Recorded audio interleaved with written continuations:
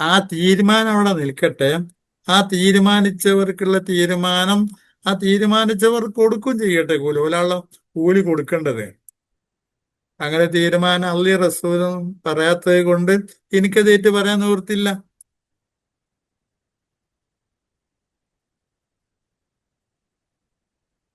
അപ്പോ ഉറക്കം വരുന്നുല്ലേ? പോയി ഉറങ്ങിക്കോ. ആരെ എന്നോട് ഇത്ര മെനക്കെട്ട് ഇപ്പൊ നിസ്കരിക്കാൻ പറഞ്ഞത്? ഇത് പറഞ്ഞത് നബി സല്ലല്ലാഹു അലൈഹി വസല്ലമയല്ലേ? പറഞ്ഞത് നബി സല്ലല്ലാഹു അലൈഹി വസല്ലമയല്ലേ? സഹാബികളിൽ ചിലർ നമസ്കാരം നിർവഹിച്ചു കൊണ്ടിരിക്കുന്ന സമയത്ത് ക്ഷീണം കൊണ്ടോ മറ്റോ ഉറക്കം അവനെ സ്വാധീനിക്കുകയാണ്, കീഴ്പ്പെടുത്തുകയാണ്. അത് കൈ വെച്ചു കൊടുത്തുണ്ടാവില്ല, മുഖം നേരെ നിൽക്കുന്നുണ്ടാവില്ല, തല നേരെ നിൽക്കുന്നുണ്ടാവില്ല. അങ്ങനെയൊക്കെയാണ് ഇപ്പൊ അതിന്റെ ലക്ഷണങ്ങൾ ഉണ്ടാവുക. അത് കണ്ടപ്പോ നബി സല്ലല്ലാഹു അലൈഹി വസല്ലം അദ്ദേഹത്തോട് പറഞ്ഞത്, ഈ 21 ഈ 11 റക്കാത്ത് പൂർത്തീകരിക്കാതെ അനങ്ങിപ്പോവരുതെന്നാ പറഞ്ഞത്. അത് ഉറക്കം വരുന്നെങ്കിൽ പോയി ഉറങ്ങ്, എന്നിട്ട് നിസ്കരിക്ക്. ഉന്മേഷം തോന്നുന്ന സമയത്ത്, ഉന്മേഷവാനായിരിക്കുന്ന സമയത്ത് നിസ്കരിക്കുക. അതിന്റെ അർത്ഥം നമുക്ക് അവന് ചിലര് പറയാറുണ്ട് അവന് നിസ്കാരം ഉണ്ടാവൂല. അതൊക്കെ വെറും വിഡിത്ത. അവനാന്റെ ആത്മകഥ എന്ന് കൂട്ടിയാൽ മതി ആ പറഞ്ഞോന്റെ. നല്ല ഉന്മേഷം തോന്നുന്ന സമയങ്ങൾ ഉണ്ടാവാറ്. ഞാനെപ്പോഴും പറയാറുണ്ട്, എൻ്റെ ഓർമ്മയില് ആ 2-3 ഇമാമുകൾ തുടർച്ചയായി പിന്നെ ഈ ഇവിടെ മറ്റേ നമ്മുടെ എന്താണ് ആയല് കിട്ടുന്നില്ല, മുന്തസല്ലല്ലോ, മറ്റേ പള്ളിയുടെ പേരെന്താണ്, അബൂബക്കർ സിദ്ദീഖ് മസ്ജിദ്. അബൂബക്കർ സിദ്ദീഖ് മസ്ജിദിൽ ഉണ്ടായിരുന്ന 2-3 ഇമാമുകള് അധിക കാലയളവുകൾ ഇല്ലാത്ത വിധം യാത്ര പറഞ്ഞു പോയി. അള്ളാഹു അവരെ പുറത്തു കൊടുക്കുമാറാവട്ടെ. പക്ഷെ അവരുടെയൊക്കെ നിസ്കാരത്തിന്റെ കൂടെ നിന്ന സമയത്ത് മനസ്സിൽ നിസ്കാരമല്ലാത്ത മറ്റൊന്ന് കടന്നു വന്നിട്ടില്ല. ഉറപ്പാ. അതൊരു ഭയങ്കര അത്ഭുതം ഉണ്ട് അവിടെ. എന്താ ഭയങ്കര അത്ഭുതം? ഇങ്ങനെ പറഞ്ഞു തുടങ്ങിയത് ആ പിന്നെ നോഹിന്റെ സംഭവം, പിന്നെ നേരെ പോകുന്നത് ലൂത്തിന്റെ പിന്നെ പറയുന്ന ആകാശത്തിന്റെ കാര്യത്തിലേക്കാ പോകുന്നത്. പിന്നെ വരുന്നത് ഇതിന്റെ അവസാനത്തിൽ ഉണ്ടാകുന്ന ഈ ഭൂമി ചലനത്തെ പറ്റിയും ഇങ്ങനെയാണ്. ഇങ്ങനെ വൈവിധ്യമാർന്ന വിധത്തിലാണ് ഖുർആൻ ആ ആയത്തുകൾ അവതരിപ്പിച്ചത്. ഇപ്പോഴും അങ്ങനെ തന്നെയാണ്. ഇപ്പോഴും അങ്ങനെ തന്നെയാണ്. തുടർച്ചയായി ഒരേ വിഷയമോ ഒരേ കാര്യമോ അല്ല പറഞ്ഞത്. മനസ്സിനെ വൈവിധ്യമാർന്ന വിധത്തിൽ മാറ്റി മാറ്റി മാറ്റി മാറ്റി കൊണ്ടുപോയി ചെയ്ത്. അതുകൊണ്ട് തന്നെ കിട്ടുന്ന ഒരു മെച്ചം ഈ മടുപ്പ് കടന്നു വരുന്നില്ല എന്നതാണ്. പിന്നെ എന്റെ ഈ കഥകൾ ഇങ്ങനെ വരാൻ ഈ ചിന്തകൾ ഇങ്ങനെ പോകാൻ കാരണം, ചിന്തകൾ പോകാൻ കാരണം എന്താ പറഞ്ഞാല് ഖുറാനിലും ഹദീസിലും പറയാത്ത ഒരുപാട് കഥകള് നമ്മൾ കേട്ട് കേട്ട് കേട്ട് തഴപ്പിച്ച് നമ്മളെ കയ്യിലുണ്ട്. ഒന്നും കളഞ്ഞിട്ടില്ല, കിട്ടിയതൊന്നും കളഞ്ഞില്ല. അതൊരു നല്ല സ്വഭാവമാണ്. ഏത് വേണ്ടതും വേണ്ടാത്തതും ഒക്കെ കൊണ്ടു നടക്കുക എന്നുള്ളത് നല്ല സ്വഭാവം എന്ന് പറയുന്നതിന്റെ അർത്ഥം മനസ്സിലാവുമല്ലോ.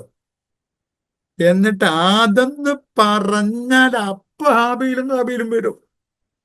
എവിടുന്നാ കിട്ടിയത്? ആദ്യ കഥ ചോദ്യമില്ല.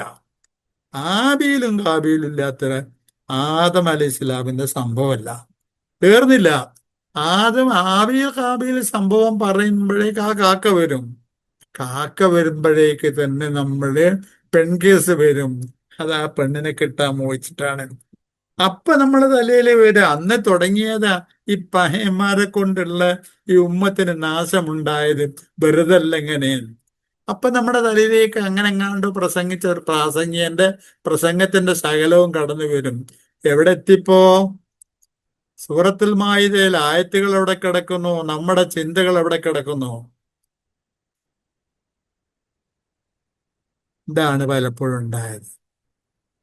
ആയത്തുകളുമായി ബന്ധപ്പെടാത്ത ആശയങ്ങൾ ആയത്തുമായി ബന്ധപ്പെടുത്തി കഥകളായോ വർണ്ണനകൾക്ക് വേണ്ടിയോ പറഞ്ഞും പറയിപ്പിച്ചും കേൾപ്പിച്ചും തലകളിൽ കയറിയപ്പോ സ്വതന്ത്രമായ വിധത്തിൽ ആ ആയത്തുകളെ, സ്വതന്ത്രമെന്ന് പറഞ്ഞാൽ ആ ആയത്തുകൾ മനസ്സിലാക്കേണ്ട വിധത്തിൽ ചിന്തകളിൽ മാറ്റി നിർത്തി, ചിന്തകളിൽ ഒതുക്കി നിർത്തി കൂടെ പോകാൻ സാധിക്കാതെ വന്നു. ശരിക്കും നമ്മളവിടെ ഇങ്ങനെ നിന്നാല്, ആ ആയത്തിന്റെ കൂടെ ഇങ്ങനെ നിന്നാല്, ആ രണ്ടുപേർ ബലി കൊടുക്കുന്നു, ഒരാളുടെ ബലി സ്വീകരിക്കപ്പെടുന്നു. അപ്പൊ ഒരാൾ ആ ബലിക്കെതിരെ ബലിക്ക് അസൂയ തോന്നുന്നു മനുഷ്യ സഹജമായി. അപ്പൊ അയാൾക്ക് പ്രതികാരത്തിന്റെ ചിന്ത പോലെ വളർന്നു വരുന്നു. അപ്പൊ ആ നല്ല മനുഷ്യൻ പറയുന്നു, നീ എന്നെ കൊല്ലാൻ മെനക്കെട്ടാലും ഞാൻ എന്നെ കൊല്ലൂല. ഒരു ഉത്തമമായ ഒരു ഉന്നതമായ ഒരു നല്ല വ്യക്തിത്വത്തിന്റെ ഉടമ അവിടെ ഉയർന്ന് നിൽക്കുന്നു. എന്നിട്ട് ആ മനുഷ്യൻ അവസാനം പിശാചി തോന്നിപ്പിച്ചു, അതിലാണ് തന്റെ ജയം ഇവനെ കൊല്ലുന്നതിലാണ് എന്ന് തോന്നിപ്പിച്ചു. നോക്കണോ, അള്ളാഹ്ക്ക് ബലി കൊടുത്ത മനുഷ്യന്മാരാ രണ്ടുപേരും.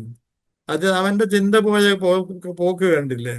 അപ്പോ അവൻ അവസാനം ബലി കൊടുക്കാൻ തീരുമാനിച്ചെന്നിട്ട് അവസാനം സ്വീകരിക്കപ്പെടാതെ നേർന്ന് ഒടുവിൽ അവൻ മറ്റനെ കൊല്ലുന്ന സാഹചര്യം പറഞ്ഞിട്ട് ഖുർആൻ പറഞ്ഞു, ആ ഡെഡ് ബോഡിയും വെച്ചുകൊണ്ട് ഇരിക്കുന്ന ഒരു ഇരുത്തമുണ്ട്. ഈ സാധനം ഇനി എന്താ കാട്ടുക, ഇതിന് ഇനി എന്ത് ചെയ്യും? ആദ്യത്തെ ഡെഡ് ബോഡിയാണ്. എന്താ ആക്കേണ്ടി? നേരത്തെ എവിടെയും ഒരു വീഡിയോ ക്ലിപ്പും ഇല്ല, ഒന്നുമില്ല, വാട്സപ്പിലും ഇല്ല. അപ്പോഴാണ് ഒരു കാക്ക പറന്ന് വന്ന് ഇങ്ങനെ എല്ലാം കൂടി ഇങ്ങനെ ചെയ്യുന്ന കണ്ടപ്പോ മനുഷ്യന്റെ മസ്തിഷ്കം ആദ്യമായി പ്രവർത്തനക്ഷമമായി എന്ന് ഖുർആൻ പറഞ്ഞു. ബന്ധിപ്പിച്ച് പഠിക്കുക, ഇങ്ങനെ ആവാം അല്ലേ എന്ന ചിന്തയോടെ ആ മനുഷ്യൻ ആ പ്രവർത്തനത്തിന്റെ ബാക്കി ഭാഗത്തേക്ക് പോവുകയും അതിലേക്ക് എത്തുകയും ചെയ്തു. എന്നിട്ട് അള്ളാഹുവിന്റെ റസൂൽ സല്ലല്ലാഹു അലൈഹി വസല്ലം പറഞ്ഞു, ലോകത്ത് ഏതൊരു കൊലപാതകം നടന്നാലും ഈ ആദ്യം തുടങ്ങി വെച്ചോന് ആ കൊലപാതകത്തിന് ശിക്ഷയുടെ ഒരു അംശം ഉണ്ടാവും എന്ന് കൊണ്ടുപോയി മനുഷ്യന്റെ മനസ്സിനെ തറപ്പിച്ച് നിർത്തിയിട്ട്, നീ എന്റെ നേരെ കൈ നീട്ടിയാലും എന്റെ കൈകൾ നിനക്ക് നേരെ നീളില്ല എന്ന ആ വാചകം, ആ മനുഷ്യത്വത്തിന്റെ വാചകം, ഉന്നതമായ വാചകം ആ സഹോദരൻ പറയുന്നത്. ഈ ഇമാമുകൾ പലരും ഇതൊന്നും ആവർത്തിക്കണമില്ല. ചില ഇമാമുകൾ ആവർത്തിക്കാറുണ്ട്. അർത്ഥം അറിയാത്തത് കൗമിന്റെ മുമ്പിൽ ഇത് ആവർത്തിച്ചിട്ട് എന്താ? ആവർത്തിച്ച ആ കൗമിന് തോന്നുന്നത് എന്താണെന്നറിയോ? ഉമാമിന് മറന്നുപോയി, കിട്ടണില്ല. അപ്പൊ ആരെങ്കിലും ഒന്ന് തുറന്നു കൊടുക്കുക, ഇത് ഏർപ്പാട് ഞാൻ നിർത്തട്ടെ എന്ന് അപ്പോഴത്തെ ചിന്ത വരല്. അപ്പൊ ഞാൻ പറഞ്ഞത് കളിയാക്കിയതല്ല. ആരാ ഇബാദത്തിന് ആ സംഭവിച്ച ആ സംഭവത്തിന്റെ യഥാർത്ഥ വസ്തുതകളുടെ കൂടെ പോകുമ്പോൾ ആ മനുഷ്യ മനസ്സിന് കിട്ടുന്ന ഒരു ഒരു അഭയമുണ്ട്, ഒരു ബോധമുണ്ട്, ഒരു ചിന്താപരമായ മാറ്റമുണ്ട്. അത് മുഴുവൻ ഈ നല്ല ഹാരികളുടെ ഓത്തുകളിൽ നിന്ന് ഖുർആന്റെ അർത്ഥവും കൂടി പഠിച്ചു കഴിയുമ്പോൾ ലഭിക്കുന്നുണ്ട്. ഞാൻ ഈ കാലം നാട്ടിലല്ലേ, ഇടയ്ക്കിടയ്ക്ക് പറഞ്ഞ കാര്യം നാട്ടിൽ തന്നെയാണ്. അപ്പൊ ഈ അന്യ സംസ്ഥാനങ്ങളിൽ നിന്നൊക്കെ വന്ന ഇമാമുകളൊക്കെ ഉണ്ട്, ഇമാമത്തെ നിൽക്കാനൊക്കെ. ഓനൊക്കെ വല്ല ഖിറാഅത്ത് മത്സരത്തിന് മത്സരിക്കാൻ വന്ന മാതിരിയാ. ആകെ 4 ആളെ ബാക്കിലുള്ളൂ, അല്ലെ 5 ആള്, 5-10 ആള്, ഇനി 25 ആളെ കൂട്ടിക്കോളൂ. ആ ആളുകൾക്ക് ഒരു ഹൃദയശുദ്ധിയോ ഒരു ദൈവബോധം, അള്ളാഹിനെ പറ്റിയുള്ള ബോധമോ ഉണ്ടാവുന്ന അത്ര പോരെ ഇത്. അപ്പൊ ഞാൻ ചിലരോട് സംസാരിച്ചു, നിങ്ങൾ എന്തിനാ അങ്ങനെ വെടിപൊട്ടിക്കണ്? മൈക്ക് സെറ്റ് ഉണ്ട്, പിന്നെ നിങ്ങളും കൂടി ഇങ്ങനെ അലറേണ്ട ആവശ്യമുണ്ടോ? ഇതിങ്ങനെ അവ പറഞ്ഞ കമ്മിറ്റിക്കാര് പറഞ്ഞിട്ടുണ്ട് അങ്ങനെ അങ്ങനെ പറയണെന്ന്. അപ്പൊ എന്തായിരിക്കും ഞാൻ ചോദിച്ചെന്താ പറഞ്ഞാലോ, കമ്മിറ്റിക്കാർക്ക് ഉറക്കം വരാതിരിക്കാൻ വേണ്ടി ചെയ്തതായിരിക്കും. എന്തിനാ ഈ പറഞ്ഞതൊക്കെ ക്ലാസിന്റെ പുറത്തു പോയത്? അള്ളാഹുവിന്റെ പ്രവാചകന്റെ കൽപ്പനയ്ക്കെതിര് പ്രവർത്തിച്ചവർ എന്ന് പറയുന്ന ഇടത്ത് ഞാനും നിങ്ങളും പെടൂല എന്നാണ് ഞാൻ നിങ്ങളും തീരുമാനിച്ചതൊക്കെ. നല്ല തീരുമാനം. പക്ഷെ ഉത്തരം പറ, എത്ര ശതമാനം സമയം നമ്മൾ ഈ ആയത്തിന്റെ കൂടെ ഉണ്ടായിരുന്നു? എത്ര സമയം നമ്മൾ ആയത്തിന്റെ ചിന്തയോടൊപ്പം ഉണ്ടായിരുന്നു? എത്ര സമയം? ഈ ക്ലാസ് നിർത്തിയതിന് ശേഷം ഇരുന്ന് നോക്ക്, എത്ര സമയം? ഇനി ഇപ്പോഴതല്ല, ഇനി രാത്രി നിസ്കാരം നിസ്കരിക്കുന്നുണ്ടെങ്കിൽ പറ, എത്ര സമയം ആ ആയത്തിന്റെ കൂടെ അസൗർ റസൂൽ എന്ന് പറയുന്ന ആ ചിന്തയുടെ കൂടെ ഉണ്ടായിരുന്നു എന്ന്? ഓങ്ങൾ വലിയ വലിയ പ്രസംഗം അടിച്ചു വിടുന്നുണ്ട്, അങ്ങനെ അങ്ങനെ അങ്ങനെയൊക്കെയാണ്. പ്രസംഗം അടിച്ചു വിടില്ല. ആ ആയത്തുകളുടെ കൂടെയുള്ള ചിന്തകൾ മനുഷ്യന്റെ മനസ്സിന്റെ കൂടെ നടക്കേണ്ട ചിന്തകളാണ്. ആ ചിന്തകളില്ലാത്തവരെ സംബന്ധിച്ചിടത്തോളം എല്ലാം തീർന്നിരുന്നെങ്കിൽ ഒന്ന് കൊതിച്ചു പോകുന്നു എന്നാണ്. ഇവിടെയാണ് ഞാൻ നിങ്ങളോട് പറഞ്ഞത് ക്ലാസ് എടുക്കാൻ പേടിയാണ്. അതെന്താ? നിസ്കരിച്ചാണ്, നല്ലത് തന്നെ, ഇത്ര റക്കഅത്ത് നിസ്കരിച്ചിട്ടുണ്ട്. പക്ഷെ എന്തായിരുന്നു മനസ്സ്? എവിടെയായിരുന്നു മനസ്സ്? നാളെപ്പ നമ്മുടെ സ്ഥാനാർത്ഥിക്ക് എത്ര ശതമാനം വോട്ട് കിട്ടും? ഇതിലിപ്പോ ആരായിരിക്കും കയറി വരിക? ഇവ മറ്റവരായിട്ട് കയറി വരുമോ? പറയാൻ പറ്റുമതൊന്നും തലയിൽ വന്നില്ലാന്ന്. എന്നോട് ചോദിച്ചാൽ ഞാൻ ഉറപ്പിച്ച് പറയും വന്നിരുന്നു എന്ന്. പക്ഷെ എന്റെ കാര്യം, ഇതൊന്നും എന്നെ ഇപ്പൊ ഏശാത്ത കാര്യങ്ങളാണ്. ഈ തെരഞ്ഞെടുപ്പിൽ ആര് വന്നു, ആര് ജയിച്ച ഒന്നും ആവശ്യമുള്ള കാര്യങ്ങൾ തന്നെയാണ്. പക്ഷെ അത് മനസ്സിനെ വല്ലാതെ അലട്ടുന്ന ഒരു വിഷയങ്ങളായിട്ട് ഇപ്പൊ അങ്ങനെ നിൽക്കാറില്ല. കുറച്ചുകൂടി എനിക്ക് ആയത്തിന്റെ ആശയം മനസ്സിലാവുന്നുണ്ട്. അല്ലാഹു മാലിക്കൽ മുൽക്ക് തുൽക്കത്തിൽ മുൽക്ക് മൻ തശാ വ തൻസഉൽ മുൽക്ക് മിമ്മൻ തശാ.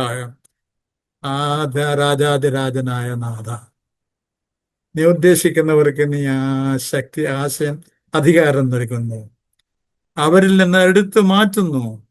നീ ഉദ്ദേശിക്കുന്നവർക്ക് നീ അന്തസ്സും ആഭിജാത്യവും നൽകുന്നു. നീ ഉദ്ദേശിക്കുന്നവർക്ക് നിൽ നിന്ന് അന്തസ്സും ആഭിജാത്യവും ഇല്ലാതാക്കി തീർക്കുകയും ചെയ്യുന്നു എന്ന റബ്ബിന്റെ കൽപ്പനയുടെ ആ ശക്തി മുഴുവൻ അവന്റെ തീരുമാനം മാത്രം. അവന്റെ മാത്രം തീരുമാനം. അവന്റെ മാത്രം തീരുമാനം. അതിങ്ങ് മനസ്സിന്റെ ഉള്ളിൽ ഓളം വെട്ടിക്കഴിയുമ്പോഴേ കാര്യങ്ങളൊക്കെ വിലയിരുത്തും, സംഗതികളൊക്കെ ചിന്തിക്കുകയൊക്കെ ചെയ്യും. പക്ഷേ അന്തിമ വിശകലനത്തിൽ അത് മുഴുവൻ നിൽക്കുന്നത് റബ്ബുൽ ആലമീനായ തമ്പുരാന്റെ അന്തിമ തീരുമാനത്തിലാണ് എന്ന് വരുമ്പോഴേ പ്രാർത്ഥിക്കുന്നുവെങ്കിൽ അവനോട് മാത്രം പ്രാർത്ഥിച്ചിട്ട് മറ്റ് വിഷയങ്ങളിലേക്ക് താല്പര്യമായി മാറുന്നു. അവങ്ങൾ ക്ലാസ് എവിടെ കൊണ്ടെത്തി? ആയത്തിന്റെ അസൗർ റസൂൽ, ഇസ്യാനുർ റസൂൽ. നിങ്ങൾ ഒരായത്ത് എടുക്കുന്നിട്ട് ആ ആയത്ത് കൊണ്ടുള്ള ആട്ടർത്താനൊക്കെ പറഞ്ഞ് അതാക്കും ഇതാക്കും ഇതാക്കും ഒക്കെ ചെയ്യും. കൂട്ടരെ 2 മിനിറ്റിന്റെ ഒപ്പം നിൽക്കിങ്ങള്. ഒരു 3 സഹാബികള് പാവങ്ങള് നല്ലവരാ, ശരിക്കും പഠിച്ചവാനെ പഠിച്ച് ജീവിക്കണവരാ. നേരത്തിന് നിസ്കാരമുണ്ട്, ബാക്കി നാട്ടു വർത്താനം പറയാൻ നിസ്കാരം നെലിയൊക്കെ ഉണ്ട്. ജിഹാദിനും പോയിട്ടുണ്ട്. പക്ഷെ ഒരു ജിഹാദിന്റെ സന്ദർഭത്തില് അള്ളാഹു റസൂൽ സല്ലല്ലാഹു അലൈഹി വസല്ലം അവരെ വിളിച്ചപ്പോ പോകൂലെന്ന് ഒരു തീരുമാനിച്ചില്ല, പോണെന്നാ തീരുമാനിച്ചേ. എന്നിട്ട് പോകാലോ പോകാലോ എന്ന് വിചാരിച്ച് ഒരുങ്ങിയിട്ട് പോകാൻ പറ്റാതായി. അത് മനഃപൂർവ്വം ധിക്കാരം കാണിച്ചതല്ല. ആർക്ക് സംഭവിക്കാവുന്ന ഒരു അലംഭാവം. സഹാബികൾ അങ്ങനെ ചിലർക്ക് പറഞ്ഞെന്ന് പറയുമ്പോൾ ഞാൻ പറയാൻ പോണ വാക്ക് കേട്ടിട്ട് സഹാബികളെ പറ്റി മോശമായ രീതി ഉണ്ടാവില്ല. മനുഷ്യന്മാരാണ് അവരൊക്കെ. പേടിച്ചിട്ട് പടച്ചവനോട് ധിക്കാരം കാണിച്ചല്ലോ എന്ന ഭയം അവർ പ്രവാചകന്റെ മുമ്പിൽ ചില ഒഴിവുകഴിവുകൾ പറയാനൊക്കെ മെനക്കെട്ടു. നുണയല്ല, എന്നാലോട്ടുണ്ടേനും അങ്ങനെയൊക്കെ കൂടിയായിട്ട് ഈ 3 പേരും അതൊന്നും പറയാൻ മെനക്കെട്ടില്ല. പ്രവാചകരെ അനാസ്ഥ, പോകാമല്ലോ എന്ന് കരുതി. വാഹനം എപ്പോഴും സന്നദ്ധമാണ്, ആരോഗ്യവുമുണ്ട്, ഏത് നേരത്ത് വേണമെങ്കിലും പുറപ്പെടാമല്ലോ എന്ന ചിന്തയിൽ അങ്ങനെ കഴിഞ്ഞുകൂടി നഷ്ടപ്പെട്ടു പോയി. ആ അവസരം നഷ്ടപ്പെട്ടു എന്ന് സത്യം. എന്തേ അവരോട് നബി സല്ലല്ലാഹു അലൈഹി വസല്ലമ കാണിച്ച സമീപനം? ഒരൊറ്റ തവണയാണ് ചെയ്യാൻ കാണിച്ചത്, ഒരൊറ്റ തവണ. അവര് സ്ഥിരം ക്ലാസ്സിൽ ആബ്സെന്റ് ആയ ആൾക്കാരൊന്നുമല്ല, അവര് സ്ഥിരം നിസ്കരിക്കാൻ വരാത്തവരൊന്നുമല്ല, സ്ഥിരം ചെയ്യാനല്ല. ഏ, സ്ഥിരക്കാര് വിട്, ഞാനത് വിട്ട്, ആ വിഷയം വിട്ട്. ഞാൻ പറഞ്ഞു, ഒരിക്കൽ ഒരിക്കൽ മാത്രം നബി സല്ലല്ലാഹു അലൈഹി വസല്ലമയുടെ ആ നിർദ്ദേശത്തിന് എതിര് പ്രവർത്തിച്ചതിന്റെ പേരിൽ, അത് മനഃപൂർവ്വമല്ല, മാനസികമായ ഒരലസത, എന്തുമാത്രം ശിക്ഷയാണ് അവർ അനുഭവിക്കേണ്ടി വന്നത്. എന്തുമാത്രം അവരനുഭവിച്ച മാനസികമായ പ്രയാസത്തിന്റെ ആധിക്യമാണ് ഞാൻ ഉദ്ദേശിക്കുന്നത്, അല്ലാതെ 10,000 അടി അടിച്ചു എന്ന അർത്ഥത്തിനല്ല. അവരനുഭവിക്കേണ്ടി വന്നു ഒരു തവണ. ബാക്കി കുറേ ഉണ്ട് ഇതുപോലെ ഒരു തവണ പറയാൻ, പറഞ്ഞു തീർക്കണില്ല. അപ്പോ ഇതാണ് സ്ഥിതിയെങ്കിൽ ആസവർ റസൂൽ സല്ലല്ലാഹു അലൈഹി വസല്ലമ പറഞ്ഞതിനോട് എതിരാനായിട്ട്,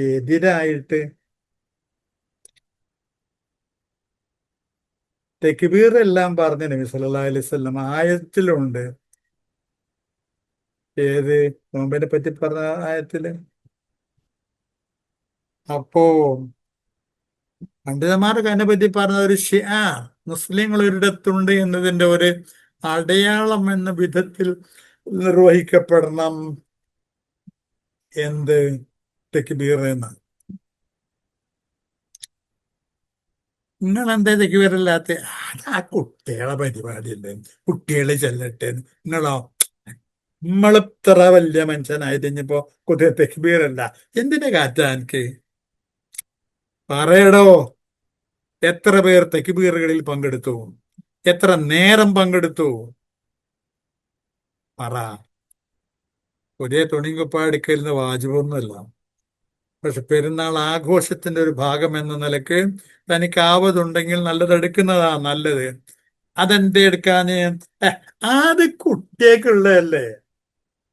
പെരുന്നാള് എന്ന് പറഞ്ഞാൽ കുട്ടിയേക്കുള്ളതല്ലേ. അത് ആയത്തൊന്ന് കാണിച്ചു തരോ? ഈ പെരുന്നാള് എന്ന് പറഞ്ഞാൽ കുട്ടിയേക്കുള്ളതല്ലേ? ആസൗർ റസൂൽ ഓരോ വിഷയം എടുത്തു പറയുമ്പോഴും അള്ളാഹുവിന്റെ റസൂൽ പറഞ്ഞു, ഞാൻ നിങ്ങളോട് അധികമൊന്നും ആവശ്യപ്പെടുന്നില്ല. എന്നെ പറ്റി പറയപ്പെട്ടാല് ഒന്ന് എനിക്ക് റഹ്മത്തിന് വേണ്ടി ഒന്ന് പ്രാർത്ഥിക്കണം, എനിക്ക് എന്റെ കുടുംബത്തിനും വേണ്ടി സല്ലല്ലാഹു അലൈഹി വസല്ലം എന്നൊന്ന് പറയണം.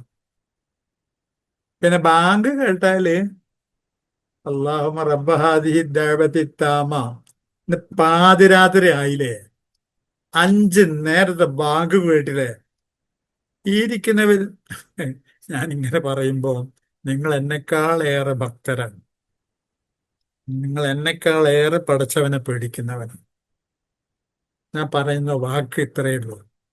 ഈ 5 നേരത്ത് ബാങ്ക് കേട്ടിട്ട് ആത്തി മുഹമ്മദനിൽ വസീലത വൽ ഫളീല വബ്അത്ഹു മഖാമൻ മഹ്മൂദൻ അല്ലദീ വഅദ്ത എന്ന് ആ പ്രവാചകന്റെ വസിയ്യത്ത് പാലിച്ചുകൊണ്ട് തക്ബീർ അത് ഏറ്റു പറഞ്ഞവർ എത്ര പേരുണ്ട്? നബി സല്ലല്ലാഹു അലൈഹി വസല്ലം പേര് സലാത്ത് ചെല്ലാനും പറഞ്ഞു. അതിന്റെ രൂപമൊന്നും ഹദീസുകളിൽ കാണില്ല. ഏത് ഏത് രൂപത്തിലാണ് ആ സമയത്ത്? രൂപമില്ല എന്ന് പറഞ്ഞാല് അല്ലാഹുമ്മ സല്ലി അലാ മുഹമ്മദ് വഅലാ ആലി മുഹമ്മദ് അലാ സല്ലൈത അലാ ഇബ്രാഹിം എന്നുള്ള ആ രീതി ഇല്ല എന്നല്ല ഞാൻ പറയുന്നത്. ഇങ്ങനെയായിരുന്നു അവർ നബി സല്ലല്ലാഹു അലൈഹി വസല്ലമയുടെ പേരിൽ ഈ തരം സന്ദർഭങ്ങളിലൊക്കെ തക്ബീർ ചൊല്ലിയത്. എങ്ങനെയായിരുന്നു? ക്ലിയറായി വ്യക്തമായിട്ട് ഞാൻ ഇതുവരെ കണ്ടിട്ടില്ല, അതുകൊണ്ടാ പറഞ്ഞത്. ഏതായിരുന്നാലും വേണ്ടേ ആ ഒരു സലാത്ത് പറഞ്ഞത്? തനിക്കും തന്റെ ആലിന് വേണ്ടിയും നടത്താൻ പറഞ്ഞിരിക്കുന്ന സലാത്ത്. സലാത്താ? ആ സുന്നികളെ പരിപാടിയല്ലേ. നമ്മളൊക്കെ സലാത്തല്ല, നമ്മൾ രാജ്യങ്ങളായില്ലേ. രാജ്യങ്ങളായതോടുകൂടി നമ്മളെ ദർജ എവിടെ എത്തിയെന്നാള് വിചാരിച്ച്? ഓ, പറഞ്ഞാൽ തീരൂല. പരിഹാസമല്ല, നമ്മളുടെ പല ആൾക്കാരുടെയും ഭാവം കണ്ടാൽ തോന്നുന്ന തോന്നലിന് അടിവരയിട്ടതാ. ഞാനെന്ത് പരിഹസിക്കാൻ, പരിഹസിക്കാന്? ഞാൻ എണ്ണി പറയുന്നതൊക്കെ ഈ പറയുന്നതിന്റെ ഉദാഹരണം ആസൗർ റസൂൽ. ആസൗർ റസൂൽ പ്രവാചകനോട് കാണിച്ച ഇസ്യാൻ, പ്രവാചകനോട് കാണിച്ച ഇസ്യാൻ എവിടെല്ലാം ഉണ്ട്, ഏതെല്ലാം വിഷയത്തിലുണ്ട്. ക്ലാസ്സിലൊരു തമാശ പറഞ്ഞോട്ടെ, നിങ്ങൾ ഒരിക്കലും തമാശ പറയൂല, നിങ്ങളെ മുഖത്ത് നോട്ടി ചിരി ഉണ്ടായില്ല, ആ പ്രകൃതാണ് നിങ്ങൾക്ക് എന്ന് പറഞ്ഞത്.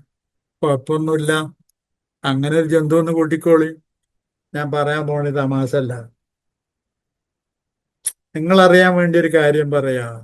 നിങ്ങളെ പള്ളിയിലെ ഇമാമിനെ പിടിച്ചു ചോദിച്ചു നോക്കി. കുഴപ്പക്കാരനാ ഞാൻ, കുഴപ്പത്തിന് തന്നെ പറഞ്ഞത്.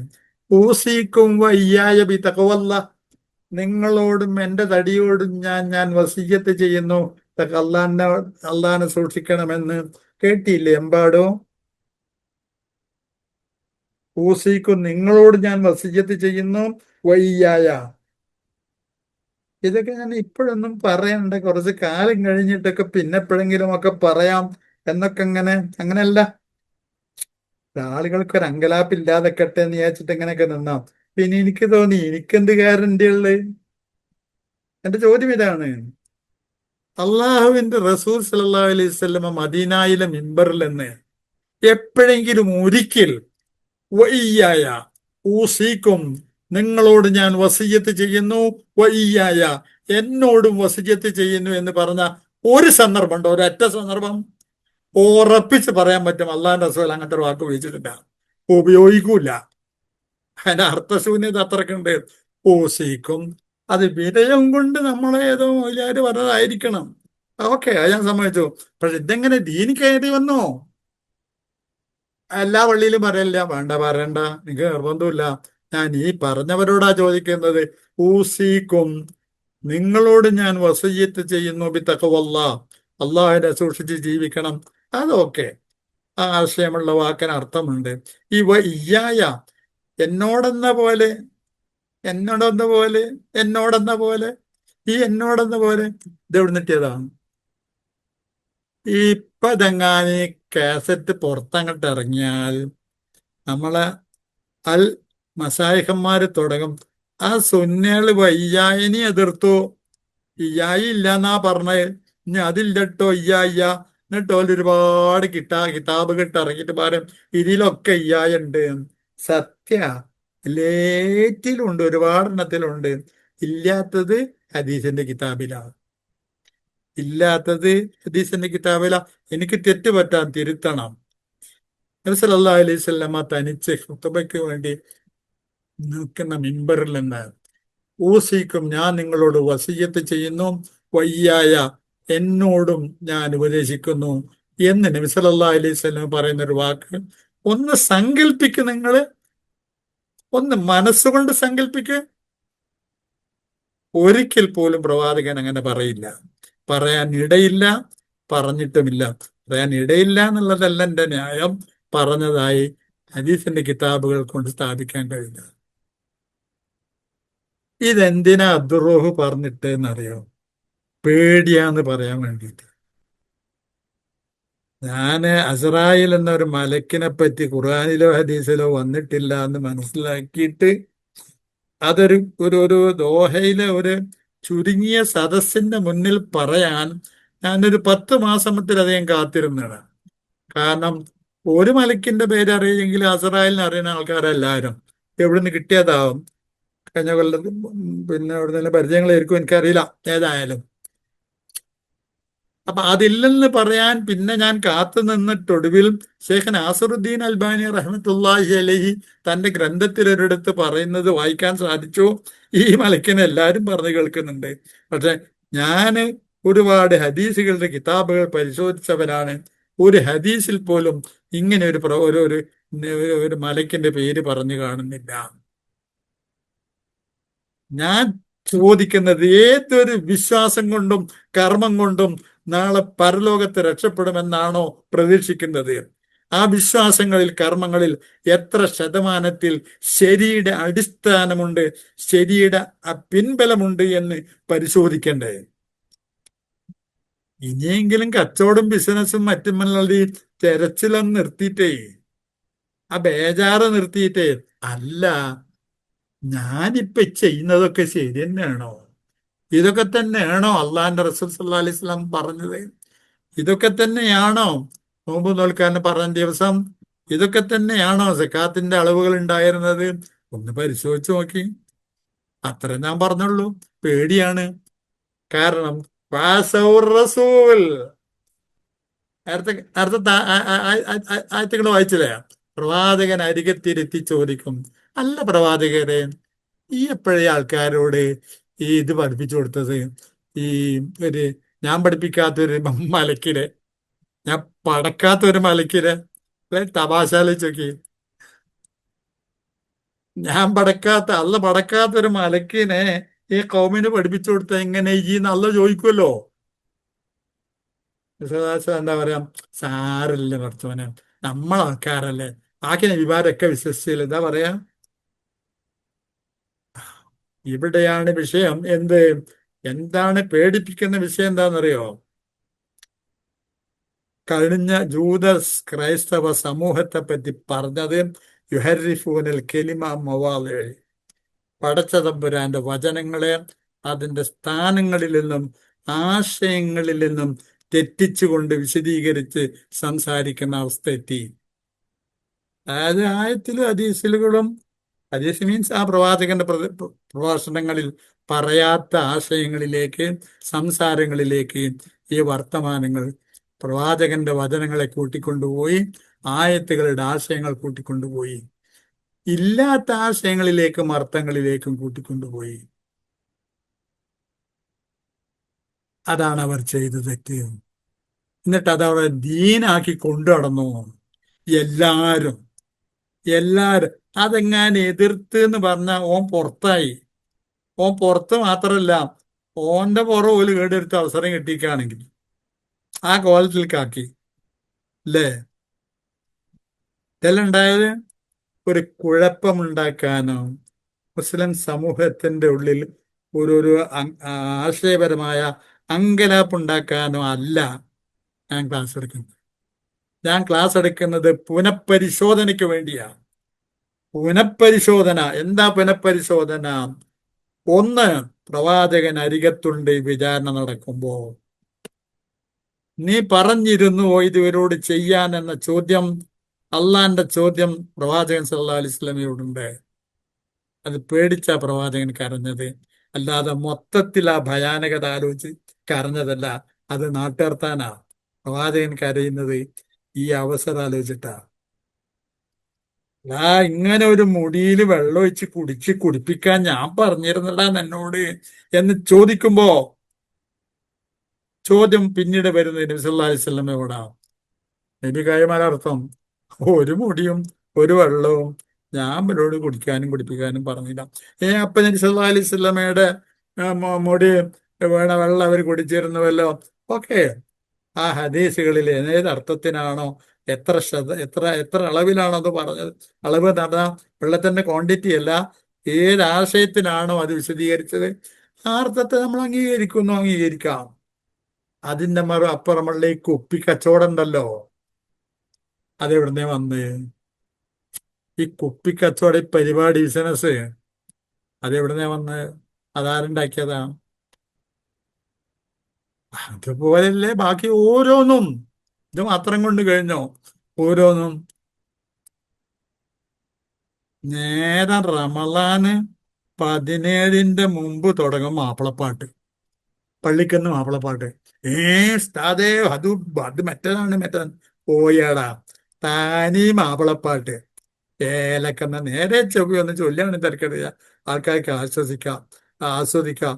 അതും ഇല്ലാതെ മാപ്പിളപ്പാട്ട്. ആ മാപ്പിളപ്പാട്ടിന്റെ അവിടുന്നും കഴിഞ്ഞ് പിന്നെ റമളാനും കഴിഞ്ഞ് പിന്നെ റബീഉൽ അവ്വലിലും പാടി പാടി തമർത്തത്. എവിടുന്ന് കിട്ടിയടോ ഈ പാട്ടുകളൊക്കെ? ആര് ചൊല്ലിത്തന്നടോ നിങ്ങളോട് ഈ പാട്ടുകളൊക്കെ പാടാൻ? ആര് പറഞ്ഞു തന്നടോ? ആരോടാ ചോദ്യം ചോദിക്കേണ്ടത്? മനുഷ്യനോട്. ഉത്തരം പറയേണ്ടത് മനുഷ്യൻ. ഉത്തരം അവൻ പറയുമ്പോൾ അള്ളാഹുവിന്റെ അടുത്ത ചോദ്യം ചോദിക്കുന്നത് നബി സല്ലല്ലാഹു അലൈഹി വസല്ലമയോട്, താനാണോ ഇവരോട് ഇത് പഠിപ്പിച്ചു കൊടുത്തത്? ഏതുപോലെ എന്നറിയോ? ക്രിസ്ത്യാനികൾ യേശുവിനെ ദൈവപുത്രനായി അങ്ങേയറ്റം ആദരിച്ച് ബഹുമാനിച്ച് ദൈവമാക്കി കൊണ്ട് നടക്കുമ്പോൾ യേശുവിനോട് ഒരു ചോദ്യമുണ്ട്. അള്ളാഹു സുബ്ഹാനഹു വ തആല, അൻത ഖുൽത ലിന്നാസി ഇത്തഖിദൂനി വ ഉമ്മിയ ഇലാഹൈനി മിൻ ദൂനില്ലാഹ്, താങ്കളാണോ പറഞ്ഞത് താങ്കളെയും തങ്ങളുടെ മാതാവിനെയും എനിക്ക് പുറമെ ദൈവങ്ങളാക്കി മാറ്റണമെന്ന്? ഈസാ നബി അലൈഹി സ്വലാം കൈമലർത്തുന്നു. കൈമലർത്തുന്നു. ഇവിടെ ഒരു വലിയ വീഴ്ച സംഭവിക്കുന്നത് എന്താണെന്നറിയോ? മനഃപൂർവ്വമുള്ള ഒരു വീഴ്ച. ഇത് പറഞ്ഞു കൊടുക്കാൻ കടപ്പെട്ടവർ അവർ ക്യാമ്പയിന്റെയും സമ്മേളനങ്ങളുടെയും മറ്റ് പരിപാടികളുടെയും പിന്നാലെയാ. ഇത് പറഞ്ഞു കൊടുക്കുന്നില്ല. കുറ്റകരമായ അനാസ്ഥ പറഞ്ഞു കൊടുക്കുന്നില്ല. പറ. എൻ്റെ 70 എൻ്റെ പ്രായം. ഇപ്പോ ഒരു 35-40 പ്രായമൊക്കെ ആകുന്ന സമയങ്ങളിൽ കേരളക്കരം മുഴുവൻ അലയടിച്ചിരുന്നു മുജാഹിദികളുടെ ശബ്ദം. ഇത് സുന്നത്താണ്, ഇത് ബിദ്അത്താണ്, ഇത് ചെയ്യാം, ഇത് ചെയ്യാവതല്ല, മതത്തിന്റെ അവലംബം ഇന്നതാണ് ഇന്നതാണെന്നും. ഒരു പ്രസംഗം കേൾപ്പിച്ചു തരുമോ നിങ്ങളെ? അങ്ങനത്തെ ഒരു പ്രസംഗം. ക്യാമ്പ് ആ ഇത് ഞാൻ ഇതിനൊന്നും എതിരല്ല, എതിരായിട്ട് കാര്യമില്ല. ആകെ നടക്കട്ടെ അതിന്റെ മട്ടം പോലെ. പക്ഷെ ഈ ഈ അടിസ്ഥാനപരമായി ഈ തത്വം ജനങ്ങളെ മനസ്സിൽ ചൊല്ലിക്കൊടുക്കണ്ടേ? മുജാഹിദുകൾ ചെയ്ത വലിയൊരു പുണ്യം അതല്ലേ? വലിയൊരു ഉപകാരം അതല്ലേ മുജാഹിദുകളെ കൊണ്ട് കിട്ടിയ? അടിസ്ഥാനം, ബേസ് പറഞ്ഞു കൊടുത്തു. മതമായി തീരണമെങ്കിൽ അത് വിശുദ്ധ ഖുർആനിൽ വന്നിട്ടുണ്ടായിരിക്കണം. മതമായി അംഗീകരിക്കണമെങ്കിൽ അത് സഹീഹായ ഹദീസുകളിൽ വന്നിട്ടുണ്ടായിരിക്കണം. ഈ ഒരു അടിസ്ഥാനം ആളുകളെ മനസ്സിൽ കൊണ്ടുപോയി എത്തിച്ചു കൊടുത്തില്ലേ? അത് പൂർവിക മുജാഹിദുകൾ ചെയ്തതാണ്. ആളുകൾക്ക് ആ ബോധം ഉണ്ടാക്കി കൊടുത്തു എന്ന്. എത്ര ശതമാനം നടക്കുന്നുണ്ട് ഇപ്പോ?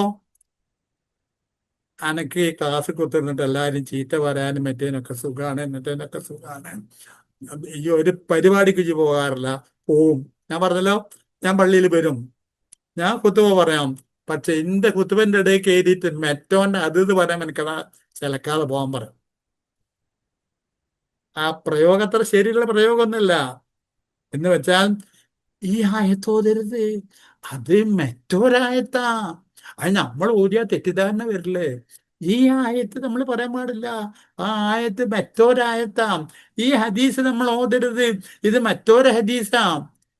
ഞാൻ ഖത്തറിൽ അവസാനിപ്പിക്കുന്ന സമയത്ത് സംസാരം, എൻ്റെ ക്ലാസ്സുകൾ അവസാനിപ്പിക്കുന്ന സമയത്ത് ഒരു ക്ലാസ് കഴിഞ്ഞാൽ ഒരു 4-5 ഫോണുകൾ എനിക്ക് വരാറുണ്ട്. ഉസ്താദേ, നിങ്ങൾ ആ ഹദീസ് ലൂതില്ലേ, അത് മറ്റൊരു ഹദീസല്ലേ? ആര് ഹദീസ്? ഇത് ABCDEFGH ഏതെങ്കിലും ഒന്നിനെ കൂട്ടിക്കോ. അത് അവര് പറയുന്ന ഹദീസിൽ, അത് നമ്മൾ പറഞ്ഞാൽ നമുക്ക് ക്ഷീണല്ലേ എന്ന്. അല്ല, ഞാൻ കഥ പറയില്ല. നാളെ പരലോകമുണ്ട്. മഹ്ശറയില് അള്ളാഹു എന്റെ ദൂതരുടെ സല്ലല്ലാഹു അലൈഹി വസല്ലമയുടെ ഒരു ഹദീസ് ഞാൻ ഉദ്ധരിച്ച് അതിന്റെ യഥാർത്ഥ അർത്ഥം പറഞ്ഞു കൊടുത്താൽ അത് നമുക്ക് ക്ഷീണാണല്ലോ, ക്ഷീണാവൂലോ. അതുകൊണ്ട് ക്ഷീണുള്ളതൊന്നും ഇപ്പൊ പറയാറില്ല, എവിടെയും പറയാറില്ല. ക്ഷീണം വരും.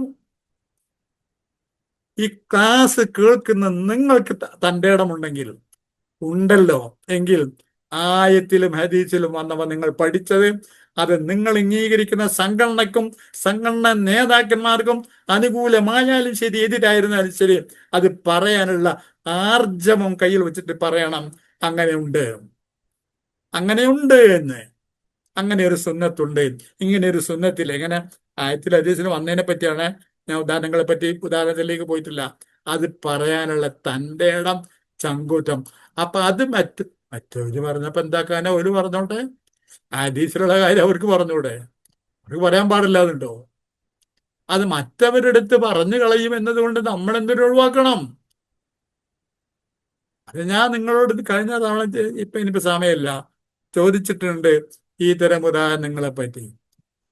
വേങ്ങരയിൽ കൊല്ലപ്പെട്ടവരും പിന്നെ ഇവിടെ എൻ്റെ അടുത്ത സ്ഥലത്ത് കൊല്ലപ്പെട്ടവരും ഏഹ്, നമ്മളവിടെ ഈ ഭാഗത്ത് എനിക്ക് വാക്കും പ്രായത്തിന്റെ ബുദ്ധിമുട്ടുകളുണ്ട്. പൊതുവെ സഹതാക്കൾ എന്നിങ്ങനെ പറഞ്ഞ് മറ്റവരും മാപ്പിളപ്പാട്ടും മാറ്റി കൊണ്ടു നടക്കണ കുറെ ആൾക്കാരില്ല. ആ ആളുകളെ പറ്റിയൊക്കെ ഉള്ള യഥാർത്ഥ ചരിത്രമില്ലേ? അവരെന്തിനു വേണ്ടിയാണ് ശരിക്കും കൊല്ലപ്പെട്ടത്? ഇസ്ലാമായതിന്റെ പേരിൽ ആരൊക്കെയോ മുസ്ലിങ്ങളായ സ്ത്രീകളെയും പുരുഷന്മാരെയും കൂട്ടക്കൊലക്ക് കൊടുത്തപ്പോ അതിനെതിരെ പ്രതികരിച്ച് മരിച്ചതാണ് അവര്. അതിനെപ്പറ്റി ഇവര് മാപ്പിളപ്പാട്ട് ഉണ്ടാക്കി എന്നുള്ളത് കൊണ്ട് ഇവരുടെ പ്രവർത്തനം എങ്ങനെയാണോ മോശാവുക? എന്നാ യേശു മോശക്കാരനാണ്. അസ്തഗ്ഫിറുല്ലാ. യേശുവിനെ പറ്റി പാടിയത്ര പാട്ട് വേറെ ആരെ പറ്റിയാ പാടിയത്? അതുകൊണ്ട് യേശു മോശക്കാരനാവുമോ? ഏതോ ഒരു തട്ടാത്തി പെണ്ണിന്റെ എന്നൊക്കെ വർത്താനം പറയുന്നത്. ഒരു സ്ത്രീ, ഒരു ഉയർന്ന കുടുംബത്തിൽപ്പെട്ട ഒരു സ്ത്രീ ഇസ്ലാമിലേക്ക് വന്നപ്പോ അതിന്റെ പേരിൽ ആ മുസ്ലിം പെണ്ണിനെ വെട്ടിക്കൊന്നപ്പോ അത് കണ്ടു നിന്ന മുസ്ലിമായ ഒരു മനുഷ്യൻ ആ വെട്ടിക്കൊന്നവനെ തിരിച്ചു വെട്ടി. ഈ സർക്കാർ അധികാരികളോടൊരു അപേക്ഷ, ഇത് ഇവിടെ ഒരു കുറ്റകൃത്യം പ്രേരണയാവാൻ പറഞ്ഞതല്ല, ചരിത്രത്തിന്റെ ഒരു സംഗതി ഇവരോട് പറഞ്ഞു കൊടുക്കുക. നിങ്ങൾ പിടിച്ച് കൊണ്ടുപോണതിനെ പറ്റി ബേജാറായിട്ട് പറഞ്ഞതല്ല, ഇതിന്റെ അവസ്ഥ ഇപ്പൊ ഇത്രേ ഉദ്ദേശിക്കുന്നുള്ളൂ. അടുത്തൊരു സ്റ്റെപ്പ് ഉദ്ദേശിക്കുമ്പോൾ ഞാൻ അറിയിക്കണ്ട്. ഇത് ജനങ്ങളെ പ്രകോപനപ്പെടുത്താനാണ്, ഇപ്പൊ ഉദ്ദേശമല്ല. അതാണ് ഉണ്ടായത് അവിടെ. അത് തിരിച്ചടിക്കണ്ടേ, തിരിച്ചു കൊടുക്കണ്ടേ? അപ്പൊ ഒരു കൂട്ടത്തോടെ വന്നപ്പോ കൂട്ടത്തോടെ തിരിച്ചു കൊടുത്തതല്ലേ? അതെങ്ങനെയാടോ പിന്നെ സുന്നീയത്തും ഖുറാഫാത്തുമാവല്? ഇങ്ങനെ കുറേ കാര്യങ്ങൾ യാഥാർത്ഥ്യങ്ങൾക്ക് വിരുദ്ധമായി, വസ്തുതകൾക്ക് വിരുദ്ധമായി ശരിയായ സത്യങ്ങളെ അംഗീകരിക്കുന്നതിന് പകരം അതൊക്കെ മറ്റാർക്കോ വിട്ടുകൊടുത്ത ഒരവസ്ഥ വന്നു. ഞാനൊരു വാചകം ഉപയോഗിച്ചാൽ ആ വാചകം വല്ലാതെ തെറ്റിദ്ധരിക്കപ്പെടും. ഇത് ഈ വിഷയം ഞാൻ പറഞ്ഞ വിഷയത്തിലല്ല, മറ്റൊരു രൂപത്തിൽ എന്നതുകൊണ്ട് അതിനെപ്പറ്റി ഇപ്പോഴും പറയുന്നില്ല. മറ്റേതെങ്കിലും വിഷയം പറയുന്ന സമയത്ത് സംസാരിക്കാം ഇൻഷാ അല്ലാഹ്. ക്ലാസ്സിലേക്ക് വരിക. എന്താ ഉള്ളത്? ലൗ തുസൗന അസൗർ റസൂൽ, പ്രവാചകനോട് ഇസ്യാൻ കാണിക്കാതിരിക്കുക. കല്ലതിന് കഫറും അത് അറിയുന്നതാണ്, അതുകൊണ്ടാണ് അതിന്റെ പിന്നാലെ അധികം പറയാത്തത്. ലൗ തുസവ്വ ബിഹിമുൽ അർള് എന്ന് ആ നിലക്കുള്ള ഒരു ചിന്തയിലേക്ക് പോവാതിരിക്കുക. ആ ചിന്ത വരേണ്ട ഒരവസ്ഥ വരാതിരിക്കുക. ഖുർആൻ പറഞ്ഞിട്ടുണ്ട്, അല്ലതിന ഇൻമക്കന്നാഹും ഫിൽ അർള്. ഖുർആന്റെ തത്വം ഇതാണ്. ആരാണ് യഥാർത്ഥ വിശ്വാസികൾ? അവർക്ക് നാം ഭൂമിയിൽ സൗകര്യം നൽകിയാൽ അഖാമുസ്സലാത്ത, അവർ നമസ്കാരം നിലനിർത്തും. വആതവു സക്കാത്ത, അവർ സക്കാത്ത് നൽകും. വഅമറു ബിൽ മഅറൂഫ്, നല്ല കാര്യങ്ങൾ കൽപ്പിക്കും.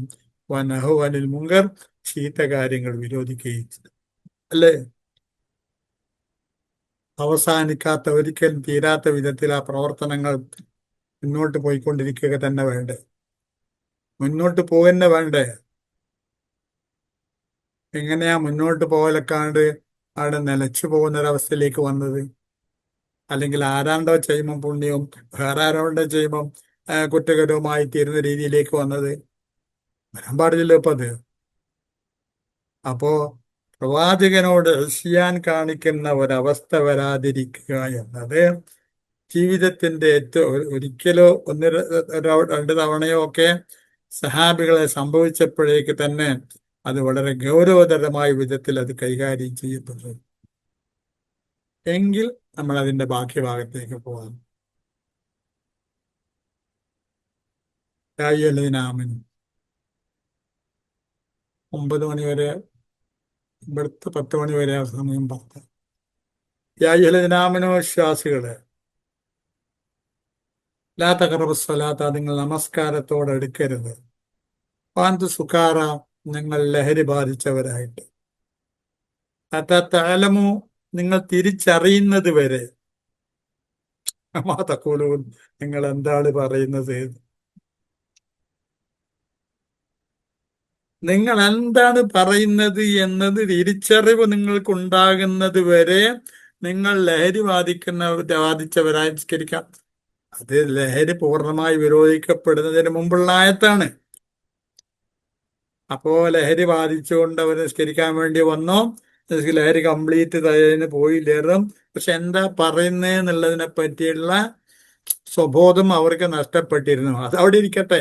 ആയത്ത് നമുക്ക് അതിനെപ്പറ്റി വിശദീകരിക്കാം. അവിടെ ഇരിക്കട്ടെ എന്ന് ആയത്ത് പഠിക്കൂല എന്നല്ല, പഠിക്കണം. പറഞ്ഞ വാചകം ശ്രദ്ധിച്ചോ. അത്തലമുമാത്തൂലൂൻ, നിങ്ങൾ എന്താണ് പറയുന്നത് എന്ന് നിങ്ങൾക്ക് അറിയുന്നത് വരെ നിങ്ങൾ നിസ്കാരത്തോട് അടുക്കണ്ട. തെക്കുബീർ എട്ടി അയച്ചു പോകുന്നു. എന്താടാ, ഞാൻ അങ്ങാടിയിലെ ഫുട്ബോൾ കളിയിൽ ഓർമ്മയില്ല.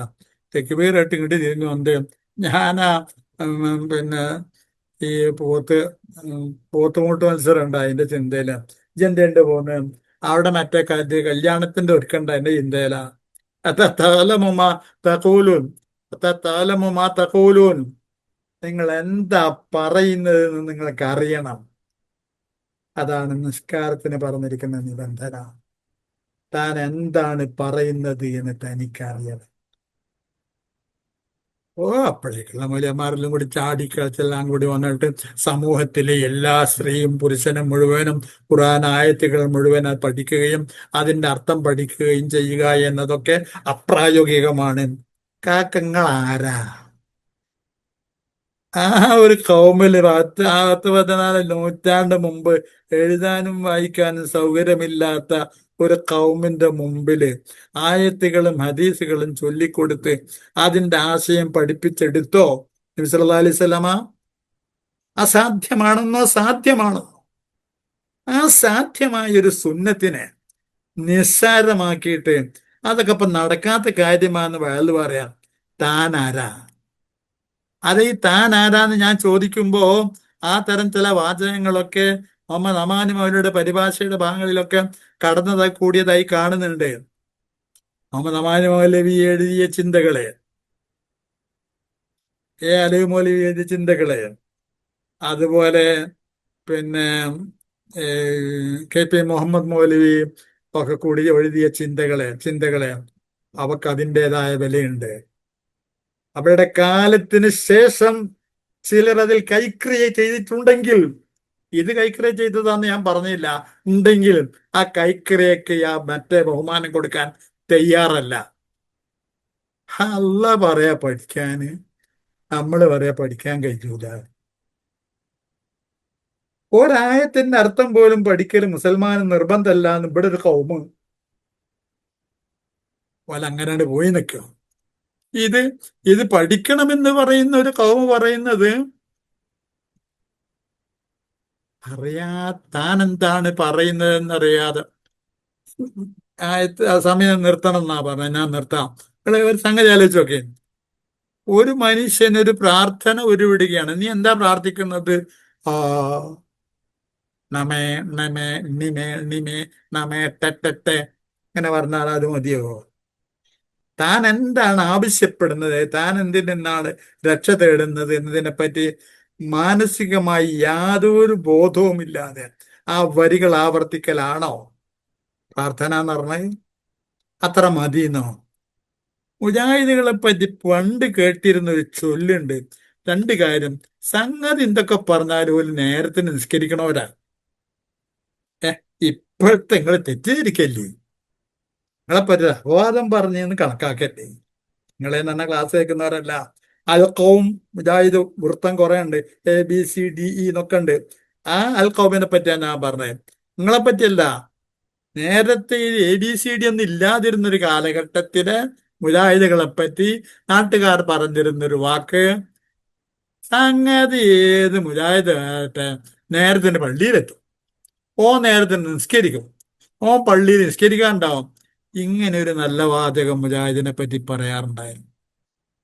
സത്യവുമായിരുന്നു അത്. അന്ന് അതുപോലെ കേട്ടിരുന്ന ഒരു വാക്കാണ്. അവർ ആയത്തുകൾ പഠിക്കുകയും ആയത്തുകളുടെ ആശയം മനസ്സിലാക്കുകയും ചെയ്തിട്ട് ഓതുന്നവരാണ്, പറയുന്നവരാണ്. അതിനർത്ഥം ആലിംബ്രാന്റെ മുഴുവൻ അർത്ഥം അറിയും, അൽബക്കറ മുഴുവൻ അറിയും, അങ്ങനൊന്നുമല്ല. പഠിക്കണമെന്ന ഒരു തോന്നലും അത് പഠിച്ചു കൊണ്ടു നടക്കണമെന്നൊരു ചിന്തയും താൻ ഈ പറയുന്ന ആയത്തുകളുടെ ആശയം എന്താണെന്ന ഒരു ബോധവും പൂർവകാല മുജാഹിദികൾക്ക് ഉണ്ടായിരുന്നു. അക്ഷരത്തിന്റെ ഓരോ വേർഡിന്റെയും അർത്ഥം അറിയണമെന്ന് നടന്നില്ല എന്ന് വന്നേക്കാം. എന്നാലും സൂറത്ത് റഹ്മാൻ അല്ലേ എന്നതാണ്, സൂറത്ത് നിസായിൽ എന്ന കാര്യത്തെ പറ്റിയൊക്കെയാ പറഞ്ഞത്, സൂറത്ത് മായിദയല്ലേ എന്നതാണ്, സൂറത്ത് അൽബക്കറയല്ലേ ഇന്നതിനെ പറ്റിയ എന്നൊക്കെ പറയുന്ന അവിടെ അത് പോരാ അതിനപ്പുറം ആയത്തുകളുടെ ആശയങ്ങളെ കൂടെ തന്നെ യാത്ര ചെയ്യണം. വയ്യ, മുജാഹിദീങ്ങൾക്ക് തീരെ വയ്യ. ഒരുപാട് കാര്യങ്ങൾ പഠിക്കും, ആയത്തിന്റെ അർത്ഥം പഠിക്കൂല. ഞങ്ങൾ മത്സരം നടത്തണ്ട്, സമ്മാനം കൊടുക്കണ്ട്, അത് കൊടുക്കണ്ട്. ഓക്കെ, പഠിക്കുന്ന ഒരു നല്ല വിഭാഗം ആളുകളുണ്ട്, അൽഹംദുലില്ലാഹ് ഖൈർ. പക്ഷെ ആ പണ്ടുണ്ടായിരുന്ന വിധത്തിൽ ഖുർആൻ ആയത്തുകളുടെ ആശയം പഠിക്കൽ ഞങ്ങളുടെ ഫർള് കിഫായയല്ല, ഫർള് ഐനാണ് എന്ന ബോധത്തോടു കൂടി പഠിക്കുകയും ആ പഠിച്ചതനുസരിച്ചും അത് ഓർമ്മിച്ചുകൊണ്ടും ഖുർആൻ ഓതുകയും ചെയ്യുന്ന ഒരു വിഭാഗത്തെയാണ് മുജാഹിദ് പ്രസ്ഥാനം ആദ്യകാലത്ത് ഇവിടെ ഉണ്ടാക്കി തീർത്തത്. ഇപ്പോഴും പ്രായമായവരോട് ചോദിച്ചു നോക്കൂ, ഞങ്ങൾ ഇന്ന ഉസ്താദിന്റെ ക്ലാസ് നിന്നാണ് ഇത് പഠിച്ചത്, അരീക്കോട് നിന്നാള്, പുളിക്കൻ നിന്നാള്, എടവണ്ണൻ നിന്നാള്, തിരങ്ങാടി ഇന്നാള്, ഇന്ന ആൾക്കാരെ സദസ്സെന്ന് ചൊല്ലി പഠിച്ചെടുത്ത് വന്നതാണ്. എന്തേ അത് പോയത്? എന്തേ കൈമോശം വന്നത്? ഖുർആൻ പറഞ്ഞ ആയത്ത് എന്താണെന്നറിയോ? നിങ്ങള് ലഹരി ബാധിച്ചുകൊണ്ട്, അത് സമ്മതിച്ചത്, ലഹരി ബാധിച്ചുകൊണ്ടൊന്നല്ല നിസ്കരിക്കണേ. പക്ഷെ എന്താ പറഞ്ഞതെന്ന് വിവരമില്ല. എന്തുകൊണ്ടാണ് ലഹരി ബാധിച്ചുകൊണ്ട് സഹോദരതെന്ന് പറഞ്ഞത്? ഒരു ബുദ്ധിയുള്ളവനോടാണല്ലോ പറഞ്ഞത്. താൻ എന്താണ് പറയുന്നത് എന്ന ബോധം ഉണ്ടാകുന്നത് വരെ അത് തലയിൽ ഉണ്ടാകണം, അത് നേടിയെടുക്കണം.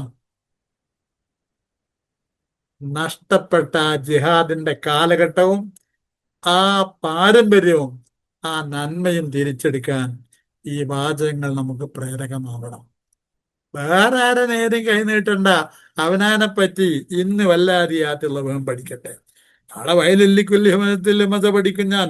മറ്റന്നാള് ഞാൻ റബ്ബിക്കല്ലദീ ഖലഖ് പഠിക്കും. അതിന്റെ അടുത്ത ദിവസം എന്നെ പഠിക്കും. ഓതുന്ന സൂറകൾ എങ്ങനെ പഠിച്ച് മത്സരത്തിനല്ല, സമ്മാനത്തിനല്ല, എവിടെയും പേരും വരണ്ട, ഫോട്ടോയും വരണ്ട, ചിത്രവും വരണ്ട, ഒന്നും വരണ്ട. അതൊക്കെയാണ് ഇപ്പോഴത്തെ കാര്യമായ പരിപാടികൾ. ഞങ്ങളാക്കി ഇതാക്കി നടന്നോട്ടെ, അത് പ്രോത്സാഹനമൊക്കെ ആണെങ്കിൽ അങ്ങനെ ആവട്ടെ. അതിൻ്റെ അപ്പുറം അതാണ് എല്ലാം എന്ന വിധത്തിലാവരുതല്ലോ. അപ്പോ എവിടെ ഉസ്താദ് ക്ലാസ് നിർത്തണത്?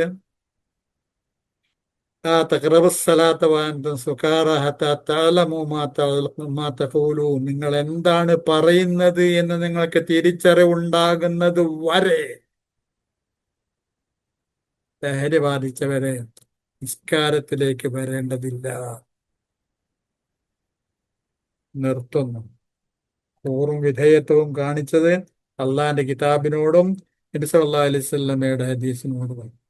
ബാക്കിയൊക്കെ മോശക്കാരാണ്. അങ്ങനത്തെ ഒരു വിധിയൊന്നും എൻ്റെ കാഴ്ചപ്പാടിലുമില്ല, യാഥാർത്ഥ്യവുമല്ല, ആ ചിന്തയുമില്ല. പിന്നെ ഇതൊക്കെ എങ്ങനെ വിമർശിക്കുന്നത്?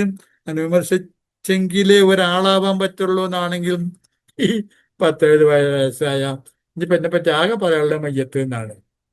അതിപ്പം എന്ത് മയ്യത്ത് എന്ന് പറഞ്ഞാൽ എക്സ് മയ്യത്ത് നിന്ന് ബി മയ്യത്ത് അതാണ് പ്രത്യേകിച്ച് കിട്ടാൻ പോകുന്നത്. ഞാനോട്ട് പ്രത്യേകിച്ച് ഒരു ഗ്രൂപ്പും ഒരു ഗ്രൂപ്പും ഒന്നും ഉണ്ടാക്കാനും പോണില്ല. അങ്ങനെ ഉണ്ടാക്കാൻ പോകാമെങ്കിൽ അതിനെ പറ്റിയ കുറെ ഘടകങ്ങൾ എൻ്റെ സഹപ്രവർത്തകരുമായി ഞാൻ പങ്കുവച്ചിട്ടുണ്ട്. നോക്കടാ, ഇതൊക്കെ നാക്ക് ആലോചിച്ച് നോക്കുക.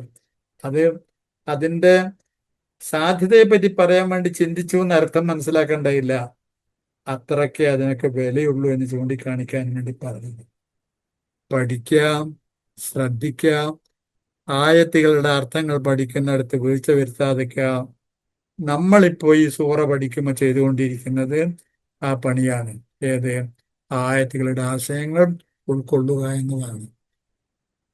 പൂർത്തീകരിക്കാൻ അള്ളാഹു തൗഫീഖ് ചെയ്യുമാറാവട്ടെ. വീഴ്ചകൾ വന്ന് തിരുത്താൻ അള്ളാഹു തൗഫീഖ് ചെയ്യുമാറാവട്ടെ. നിർത്തുന്നു. അസ്സലാമു അലൈക്കും.